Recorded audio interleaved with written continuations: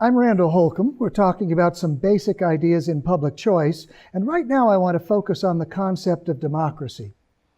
We have this romantic idea of democracy where a democratic government carries out the will of the people. Somehow through democratic elections, we discover what is in the public interest. There are a lot of problems with that view of democracy. One I want to talk about right now is the motivation of voters. Because there are a large number of voters in any kind of a democratic decision-making process, no one voter is going to be in a position to cast the decisive vote. In any election, unless there are very few people who are voting, in any election, no one voter will cast the decisive vote, so all voters have very little incentive to become informed. In public choice, we refer to this as rational ignorance.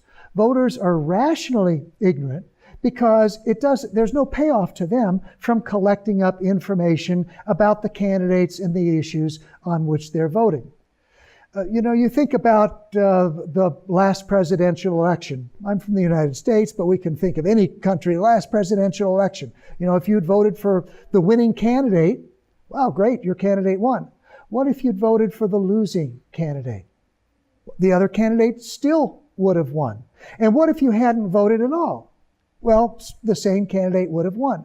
Because there are a large number of voters, no one individual voter casts a decisive vote. One public choice economist said, "You're more likely to be killed in an automobile accident on the way to vote than you are to cast a decisive vote."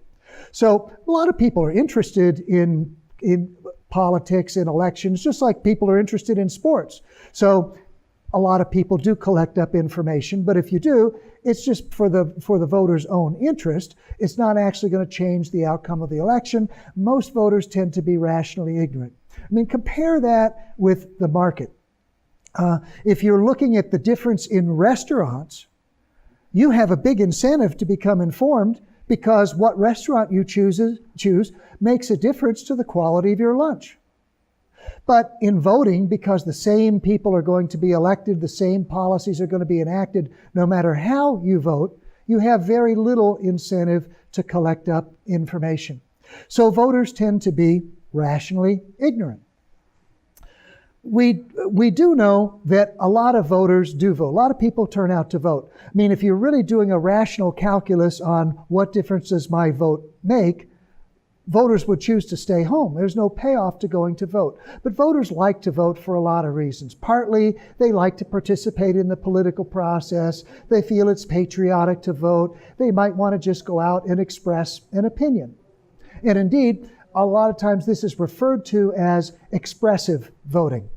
You're not voting because you think your vote's going to change the outcome of an election. You're voting because you want to express an opinion at the polls. But your motivation then to vote might lead you to vote for an outcome that you wouldn't necessarily choose if it was your choice alone. So people are voting expressively. People might also vote irrationally. Voters hold a lot of irrational beliefs.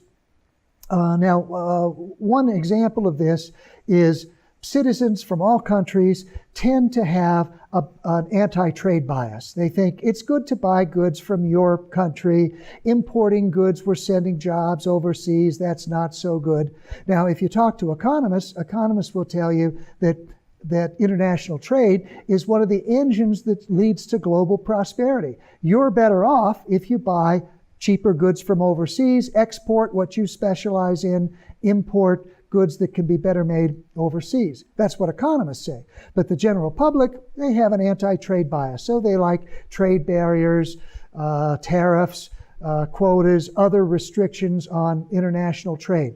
So if you hold these irrational beliefs, because your one vote doesn't have any impact on the outcome of an election, it doesn't cost you anything to vote on these irrational beliefs. So voters are rationally ignorant.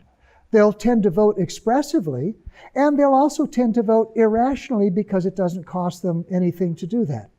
So when we look at the motivation of voters, we think about democratic decision making.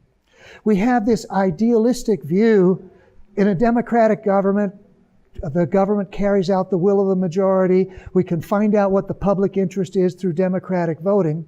But when we look at motivations of voters, what we see is voters really don't have an incentive to cast an informed vote. Voters don't even have an incentive to cast a rational vote. So this idea that somehow we can aggregate and figure out what the public interest is through democratic voting, when we actually look at it analytically, we see voting doesn't work that way. Voting is not a good way to try to figure out what the public interest is. And the notion that majority rule voting carries out the will of the majority, well, the majority tends to be very uninformed. They tend to vote expressively. They tend to vote irrationally. And so democratic decision making is not a very good method for figuring out what is in the public interest.